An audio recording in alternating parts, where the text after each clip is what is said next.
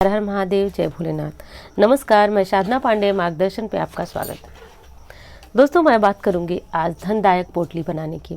देखिए, ये पोटली सामान्य पोटली नहीं है जो कि आपने दिवाली में बनाई थी, या फिर कोई साधारण सी पोटली नहीं है। सबसे पहली चीज़ तो आप ये समझिए कि जिस दिन मैं ये प्रयोग करने को कह रही हूँ उस दिन शास्त्रों में अगहन गुरुवार का बहुत विशेष महत्व बताया गया है। ये महत्व इतना अधिक क्यों है? माता लक्ष्मी ने स्वयं कहा है कि जो भी अगहन मास यानी मार्गशीर्ष मास के गुरुवार को विधि विधान से पूजा करेगा उसके यहाँ लक्ष्मी नारायण का वास होगा। और आपकी पीढ़ी तो छोड़िए, आपका परिवार तो छोड़िए, आने वाली पुश्तें भी उस धन का उपयोग कर सकेंगी।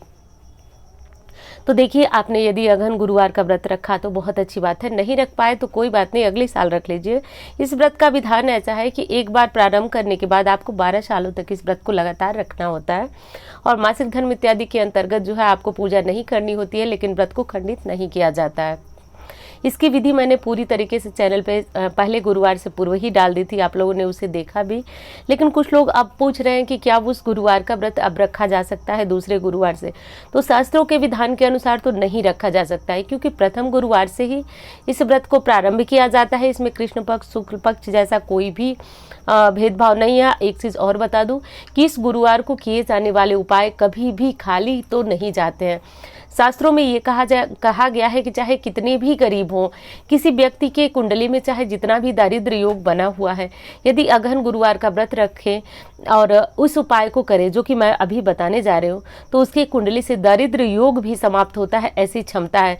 क्योंकि माँ लक्ष्मी ने स्वयं कहा है कि आज के दिन धरती लोक पे मेरा विचरण होता है।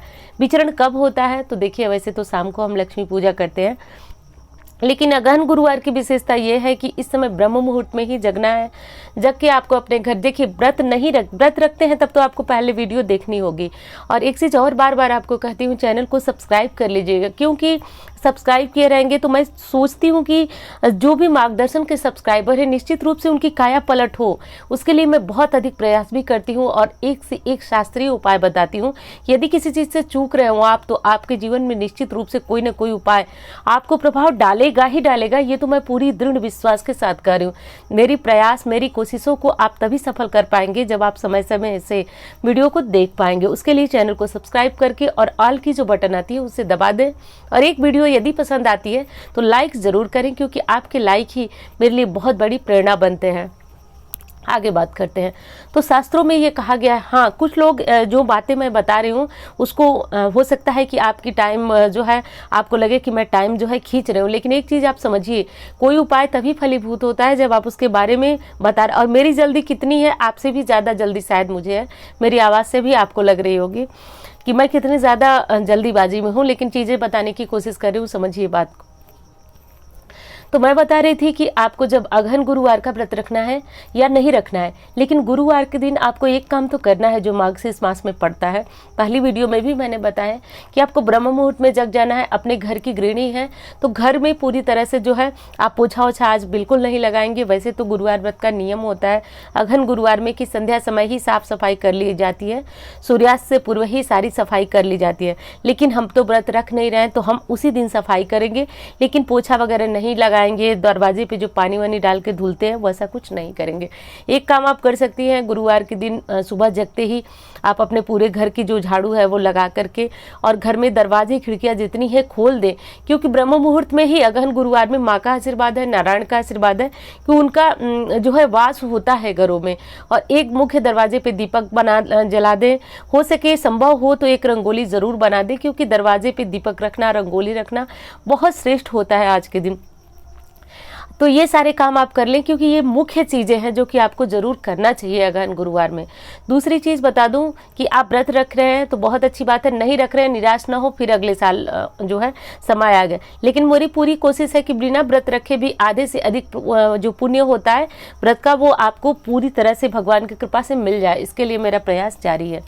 अब क्या करना है आपको कि देखिए, एक पीला कपड़ा लेना है आपको, और ये काम जो है आप यदि सुबह कर लेते हैं तो अति उत्तम, नहीं कर पाते हैं तो कोई बात, निराश मत होइएगा। आप शाम को भी दीपक जलाने के बाद सूक्ष्म पूजा होती है माँ लक्ष्मी की, तो आप दीपक जलाने के बाद भी ये उपाय कर सकते हैं।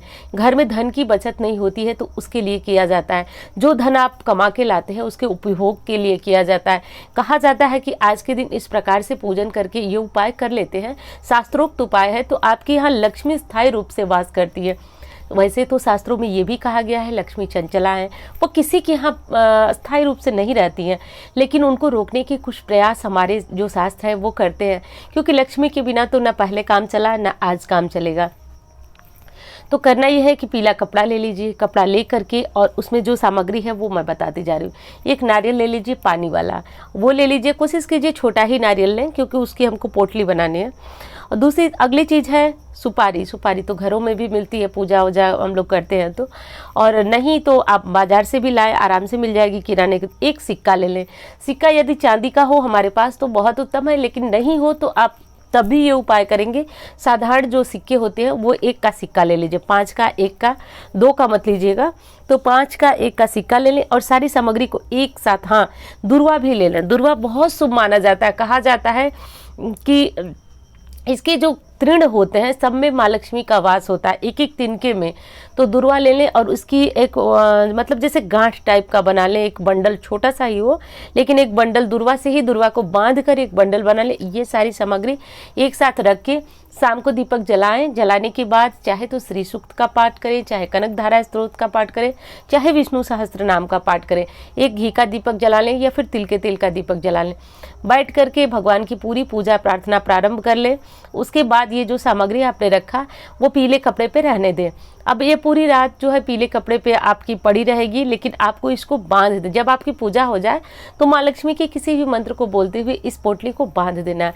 पोटली को चाहे तो आप अपने घर के पूजा स्थान में भी रख सकते हैं, चाहे तो धन रखने का स्थान है तो वहाँ भी रख सकते हैं, लेकिन ये पोटली थोड़ी सी बड़ी बनती है क्योंकि इसमें एक नारियल भी होता है। तो इस पोटली को लिए कपड़ा थोड़ा आपको ज़्यादा लेना पड़ेगा, बड़ा, इतना बड़ा कि जिसमें नारियल को हम अच्छी तरह बांध सकें। तो मेरा सुझाव तो यही रहेगा कि आप अपने पूजा स्थान में ही रखें, क्योंकि मुझे यही अच्छा लगता है, मैं करती भी हूँ।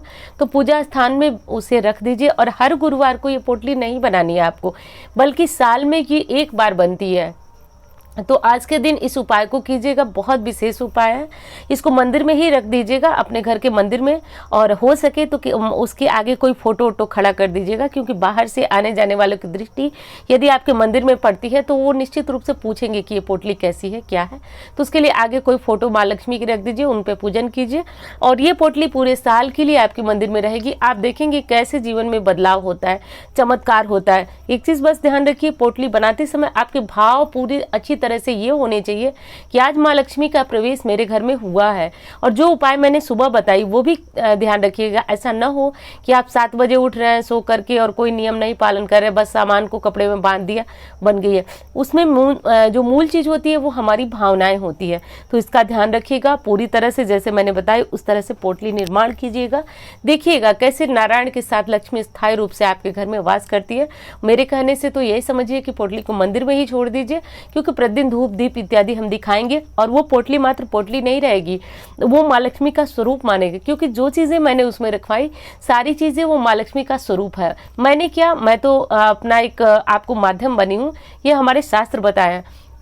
नारियल को श्री फल कहा जाता है। श्री किसका नाम है? श्री तो माँ लक्ष्मी का ही नाम है। सिक्के यानी कि रुपए पैसे जो होते हैं वो माँ लक्ष्मी का स्वरूप माने जाते हैं। दुर्वा को मैंने बताया ही। सुपारी बहुत श्रेष्ठ होती है, उससे हम किसी भी देवता का आह्वान करते हैं तो सुपारी पे जो है गणेश जी होते हैं और उनका आह्वान करते हैं, विसर्जन करते हैं। तो सुपारी भी काफ़ी श्रेष्ठ होती है, धनदायक प्रयोगों में इसका इस्तेमाल जरूर होता है। तो ये सारी चीज़ें रखें, बनाएं और इस तरह से पोटली बनाकर मंदिर में छोड़ें, प्रतिदिन पूजा करें। और हाँ, अगली चीज़ ये भी कहूँगी कि यदि आपको वीडियो अच्छी लगती है तो लाइक करें, चैनल को सब्सक्राइब करें, मार्गदर्शन परिवार का हिस्सा बने। बाकी मैं भोलेनाथ और माता पार्वती से प्रार्थना करूँगी जीवन में जो भी तकलीफें हैं वो सब कट जाएँ। भोलेनाथ करें कि आपके जीवन में निरंतर तरक्की हो, उन्नति हो, ऐसी कामना करती हूँ। हर हर महादेव, जय भोलेनाथ।